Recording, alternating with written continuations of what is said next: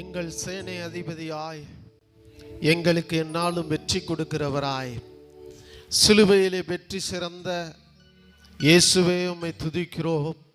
பிதாவாகிய தேவனே, இந்த காலை வேளையிலே எங்களோடு பேசும் ஆவியானவரே, இந்த வார்த்தையை கேட்கிற ஒவ்வொருவருடைய உள்ளத்திலும் ஆண்டவரே நீர் அசைவாடும், ஒவ்வொருவருக்குள்ளும் ஆளுகை செய்வீராக. தூய ஆவியானவரே, நீர் ஒவ்வொரு மேலும் ஆண்டவரே உம்முடைய வல்லமையை, உம்முடைய பலத்தை, உம்முடைய ஜீவனை ஊற்றுவீராக.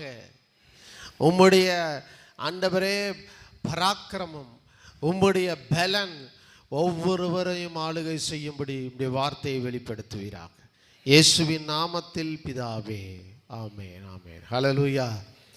வாசிப்போம். ரோமர் 12ஆம் அதிகாரம் 2வது வசனம். ரோமருக்கு எழுதின நிருபம் 12:2. இதைத்தான் இந்த வருடத்தின் ஆரம்பத்திலிருந்து நாம் தியானித்து வருகிறோம்.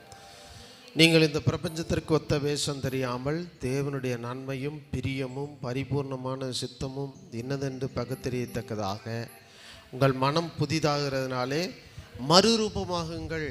மனம் புதிதாக வேண்டும். அப்பொழுதுதான் வாழ்க்கையில் மாற்றத்தை பார்க்க முடியும்.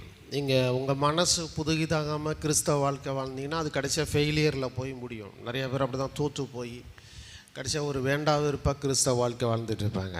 உங்கள் மனம் புதிதாக வேண்டும் என்று தேவன் விரும்புகிறார். எத்தனை பேர் நீங்கள் விரும்புகிறீங்க?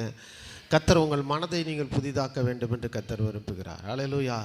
இன்றைக்கு எப்படிப்பட்ட எண்ணங்கள் உங்கள் மனதிலே வர வேண்டும் என்றால், வேதம் சொல்லுகிறது 1 யோவான் 5ஆம் அதிகாரம் 4வது வசனம். புதிய ஏற்பாட்டில் யோவான் எழுதின நிருபம், முதல் நிருபத்தில் 5ஆம் அதிகாரம் 4வது வசனம் சொல்லுகிறது, தேவனால் பிறப்பது எல்லாம் உலகத்தை ஜெயிக்கும். இன்னைக்கு இந்த உலகத்தில் நீங்கள் வெற்றியுள்ள ஒரு வாழ்க்கை வாழ வேண்டும் என்றால், முதலாவது உங்கள் மனதிலே ஆழமாக பதிய வேண்டியது என்னவென்றால், தேவனால் பிறந்த நான் இந்த உலகத்தை ஜெயிப்பேன். இந்த வசனத்தினுடைய முழுமையை நீங்கள் வாசித்து பார்த்தீங்கன்னா, தேவனால் பிறப்பதெல்லாம் உலகத்தை ஜெயிக்கும், நம்முடைய விசுவாசமே உலகத்தை ஜெயிக்கிற ஜெயம். ஆஸ் யுவர் ஃபெய்த் அப்படின்னு எழுதப்பட்டிருக்கிறது. உங்கள் விசுவாசம்தான் உங்கள் வெற்றிக்கான காரணமாக இருக்க போகிறது. உங்கள் விசுவாசம்தான் உங்களை தலையை நிமிர்த்துவதற்கு உதவியாக இருக்க போகிறது. உங்களுடைய விசுவாசம்தான், இயேசு கிறிஸ்து மேல் நீங்கள் வைத்திருக்கிற அந்த விசுவாசம்தான் இந்த உலகத்திலே உங்களை ஜெயிக்க வைக்க போகிறதா இருக்கிறது. கரங்களை தட்டி நன்றி சொல்லுங்க பார்க்கலாம். ஆமென். கிறிஸ்தவ வாழ்க்கைங்கிறது ஒரு போர்க்களம் மாதிரிங்க.